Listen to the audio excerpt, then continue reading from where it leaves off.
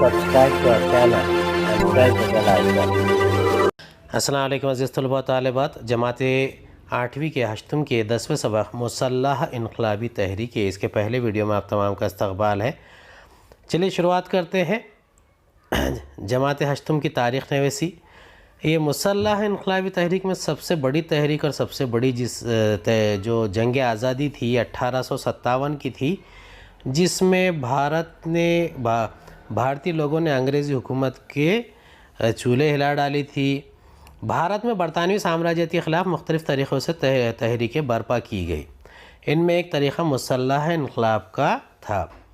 अब देखिए, भारत में अलग अलग किस्म की जो तहरीकें चलती थी, इसमें जो इंडियन नेशनल कांग्रेस के ज़रिए चलाई जाने वाली अदम तशद्दुद की तहरीक, सिविल नाफरमानी तहरीक, लेकिन ये एक दूसरी तर्ज की तहरीक थी जिसे मुसल्लह तहरीकें कहा जाता था।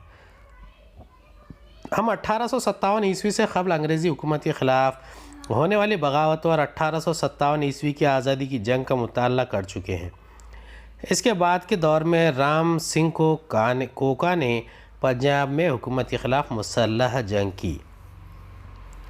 यह 1857 के बाद में राम सिंह कोका ने पंजाब में मुसल्लह बगावत की थी। मुसल्लह इस्लाह लेकर बगावत करना या फिर हथियार के साथ हुकूमत के ख़िलाफ़ लड़ाई लड़ना। वासुदेव बलवंत फड़के ने महाराष्ट्र में अंग्रेज़ों के ख़िलाफ़ मुसल्लह जंग की। इनका ख़्याल था कि अंग्रेज़ी हुकूमत के ख़िलाफ़ हथियार उठाना चाहिए। इन्होंने उस्ताद लहूजी सालवे से इस्लाह के इस्तेमाल की तरबियत हासिल की। अंग्रेज़ों के ख़िलाफ़ मुसल्लह जंग के लिए इन्होंने रामोशी भाइयों को मुनज़्ज़म करके मुसल्लह तहरीक का आगाज़ किया।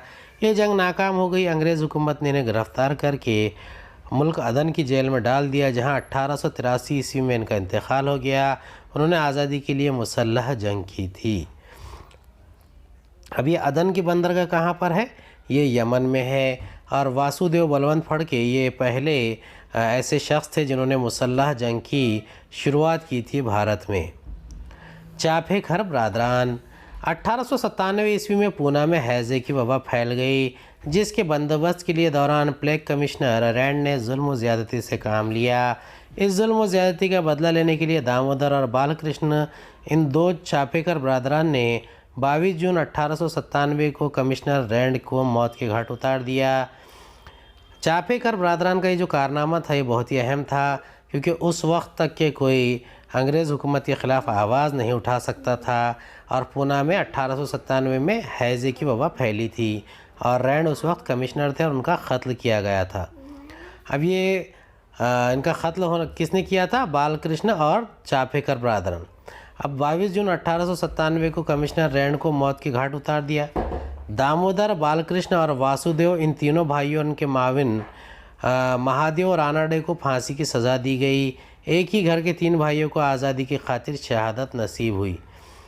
अब देखिए, ये चाफेकर बरदरान जो थे, दामोदर और बालकृष्ण, और उसके साथ साथ वासुदेव, ये तीनों को भी, और उसके साथ महादेव रानाडे, ये चौथे शख्स थे जिन्हें फांसी की सज़ा दी गई थी कमिश्नर रैंड के क़त्ल के इल्ज़ाम में। इसी दौरान बिहार में मुंडा आदिवासियों ने बिरसा मुंडा की क़यादत में हुकूमत के ख़िलाफ़ एक बड़ी जंग छेड़ दी। ये बिरसा मुंडा झारखंड की जो एक इलाक़ा है उसमें अपना बड़ा असर रखते हैं, और इसी लिहाज से बिरसा मुंडा को आदिवासी बहुत मानते हैं। अभिनव भारत। 1900 ईस्वी में स्वतंत्र वीर विनायक दामोदर सावरकर ने नासिक में मित्र मेला के नाम से इनकलाबियों की एक खुफिया तंजीम कायम की। 1904 में इसे अभिनव भारत नाम दिया गया। यानी 1900 में जो पहली तंजीम थी उसका नाम था मित्र मेला। बाद में उसी तंजीम का नाम अभिनव भारत 1904 में पड़ा, जिसकी बुनियाद वी.डी. सावरकर ने डाली थी। आला तालीम हासिल करने के लिए सावरकर इंग्लिस्तान गए। वहाँ से इन्होंने अभिनव भारत तंजीम के इनकलाबियों के लिए इनकलाबी अदब, पिस्तौलें वगैरह भेजना शुरू किया। इन्होंने मशहूर अतालवी इनकलाबी जोसेफ मज़ीनी की हौसला अफजा स्वाहा तहरीर की। 1857 की लड़ाई भारत की आज़ादी की पहली जंग थी। इन्होंने इसे वाज़ेह करने के लिए 1857 से स्वतंत्रता समर नामी किताब भी लिखी थी। देखिए वीडी सावरकर ये पहले भारतीय थे जिन्होंने 1857 की जो बगावत का नाम दिया गया था उसे 1857 की जंग आज़ादी का नाम दिया गया था। 50 बरस की बामशक्क़त क़ैद की सज़ा भुगतने के लिए स्वतंत्र वीर सावरकर को अंडमान ले जाया गया। वो 10 बरस तक वहाँ मुक़ीद रहे। अंडमान में गुज़ारे सख्त दिनों के तजुर्बात को उन्होंने माझी जन्म ठेप मेरी उम्र क़ैद नामी खुद नोश सुहा में लिख रखे हैं। बाद में हुकूमत ने इन्हें रत्नागिरी मुंतकिल कर दिया। यहाँ उन्होंने ज़ात पात छूत छात के ख़ात्मे हम तानी इस्लाह ज़बान जैसे समाजी तहरीकात शुरू की। वो एक नामवर अदीब भी थे। 1938 ईस्वी में मुंबई में मुनाक़दा मराठी साहित्य सम्मेलन के सदर भी थे। हुकूमत को अभिनव भारत तंजीम के कारनामों का इल्म हो गया जिसकी वजह से बाबूराव सावरकर को गिरफ़्तार कर लिया गया। अभी अभिनव भारत जो तंजीम थी ये मुसल्लह इनकलाबी तहरीक के लिए कारगर काम कर रही थी, इसलिए हुकूमत ने उस पर पाबंदी भी आयद कर दी और बाबूराव सावरकर को गिरफ़्तार भी कर लिया। इन्हें उम्र क़ैद की सज़ा सुनाई गई। इस सज़ा का बदला लेने के लिए एक नौजवान अनंत लक्ष्मण कान्हेरे ने नासिक के कलेक्टर जैक्सन को कत्ल कर दिया। हुकूमत ने अभिनव भारत से ताल्लुक़ रखने वाले लोगों को गिरफ़्तार करना शुरू कर दिया। जैक्सन के कत्ल के तार हुकूमत ने स्वतंत्र वीर सावरकर से जोड़े और इन्हें गिरफ़्तार करके इनके ख़िलाफ़ मुक़दमा दायर कर दिया। अब देखिए पहला तो जो था बाबूराव सावरकर को उन्होंने क़ैद भी कर लिया, सज़ा भी सुनाई, लेकिन इसका बदला किसने लिया? अनंत लक्ष्मण कान्हेरे ने। उन्होंने नासिक के कलेक्टर जैक्सन को कत्ल कर दिया। अब उसकी वजह से क्या हुआ? अभिनव भारत के जितने भी कारकुनान थे सबको गिरफ़्तार करना शुरू कर दिया गया। अब जैक्सन के कत्ल के तार जो थे वो स्वतंत्र वीर सावरकर के से जोड़े गए और इन्हें गिरफ़्तार करके मुक़दमा भी दायर कर दिया गया और अदालत ने इन्हें 50 बरस की क़ैद बामशक्क़त की सज़ा सुनाई। बंगाल में इनकलाबी तहरीकें दुनिया भर में सबसे जो मुसल्लह तहरीक सबसे बेहतरीन तरीक़े से जो चलाई गई थी ये बंगाल में थी। बंगाल की तक़सीम के बाद अंग्रेज़ हुकूमत के ख़िलाफ़ गुस्सा भड़क उठा। मुक़ामी तहरीकों के बजाय मुल्की सतह पर वसी इनकलाबी तहरीकों का आगाज़ होने लगा। मुल्क के मुख्तलिफ़ हिस्सों में इनकलाबी नज़रियात के हामिल नौजवान खुफिया तंजीमें क़ायम करने लगी। अब देखिए बंगाल जो है 1905 में बंगाल की तक़सीम हुई थी। उस वक्त लॉर्ड कर्ज़न जो थे वो भारत के वाइसराय थे, लेकिन उसी दौरान क्या हुआ कि अचानक इनकलाबी तहरीकों का आगाज़ हो गया और नौजवानों ने नई नई तंजीमें क़ायम करना शुरू कर दी। कुछ खुफिया तंजीमें थी और इनके मक़ासिद क्या थे? अंग्रेज़ अफसरान को ज़ख्म पहुँचाना, हुकूमती निज़ाम को नुकसान पहुँचाना, यानी ये मुसल्लह इनकलाबी तहरीकों के मक़ासिद थे। अंग्रेज़ अफसरान को ज़ख्म पहुँचाना या क़त्ल करना, नुकसान पहुँचाना, हुकूमती निज़ाम को नुकसान पहुँचाना, आवाम के दिलों से अंग्रेज़ हुकूमत का दबदबा ख़त्म करना और अंग्रेज़ इक़्तिदार का तख्ता पलट देना शामिल थे। बंगाल में अनुशीलन समिति नामी इनकलाबी तंजीम सरगर्म अमल थी। इस तंजीम की 500 से ज़्यादा शाखें थी। अरविंद घोष के भाई बारेंद्र कुमार घोष इस तंजीम के क़ायद थे। इस तंजीम को अरविंद घोष की रहनुमाई और मशवरे हासिल थे। कोलकाता से नज़दीक मानिकटाला में इस तंजीम का बम साजी का मरकज़ था।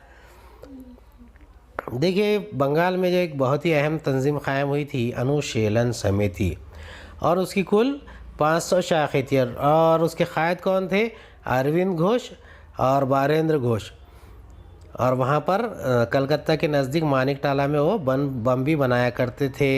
1908 ईस्वी में अनुशीलन समिति के अरकान खुदीराम बोस और प्रफुल्ल चाकी ने किंग्स फोर्ड नामी जज को कत्ल करने का मंसूबा बनाया, लेकिन जिस गाड़ी पर बम डाला गया वो किंग्स फोर्ड की नहीं थी। इस हमले में गाड़ी में सवार 2 बरतानी ख़वातीन हलाक हो गई। अंग्रेज़ों के हत्थे चढ़ने से बचने के लिए प्रफुल्ल चाकी ने ख़ुद को गोली मार दी। अब देखिए अनुशीलन समिति के जो अहम अरकान थे उसमें थे एक खुदीराम बोस और दूसरे थे प्रफुल्ल चाकी, और वो किंग्स फोर्ड नामी जज को कत्ल करना चाहते थे, लेकिन जिस कार पर बम डाला गया उसमें ख़वातीन सवार थी और वो हलाक हो गई और प्रफुल्ल चाकी ने खुदकशी कर ली। खुदीराम पुलिस के हाथ लग गए, उन्होंने फांसी दे दी गई। इस मामले की तफ्तीश के दौरान पुलिस को अनुशीलन समिति की कारगुजारियों की खबर लग गई। इस तंजीम के अरकान की गिरफ्तारियां शुरू हो गई। अरविंद घोष को भी गिरफ़्तार कर लिया गया। अब देखिए इसके रूह रवा कौन थे?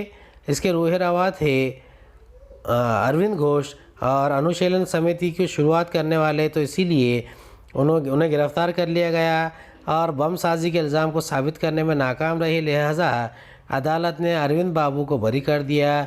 दीगर अरकान को लंबी सज़ाएं सुनाई गई। रास बिहारी बोस और सचिंद्र नाथ सान्याल ने इनकलाबी तंजीमों के जाल बंगाल से बाहर तक फैला दिए। पंजाब, दिल्ली और उत्तर प्रदेश में इनकलाबी सरगर्मियों के मराकज़ कायम किए गए। रास बिहारी बोस और इनके मावनीन ने वायसराय लॉर्ड हार्डिंग्स पर बम अंदाजी की, लेकिन हार्डिंग्स इस हमले से बच निकला। मद्रास के सूबे में भी इनकलाबी सरगर्मियाँ जारी थी। वांची अय्यर नामी इनकलाबी ने ऐश नामी अंग्रेज़ अफसर को कत्ल कर दिया, जिसके बाद इसने ख़ुद को गोली मारकर अपनी जान कुर्बान कर दी। अब देखिए, भारत के जो सपूत थे, इन्होंने बड़े पैमाने पर खुसूसन रास बिहारी बोस ने इनकलाबी तहरीकों को पूरे भारत में फैलाने का एक अहम काम किया था। वो बंगाल से पंजाब तक और मद्रास तक की तमाम चीज़ें फैल गई थी। लॉर्ड हार्डिंग्स पर भी इसका हमला किया गया था, लेकिन वो बच निकला और मद्रास के एक अफसर ऐश को वांची अय्यर नामी इनकलाबी ने कत्ल कर दिया था। उम्मीद है आपको हमारा वीडियो पसंद आया होगा। अगले वीडियो में दोबारा मुलाकात होगी। खुदा हाफिज़।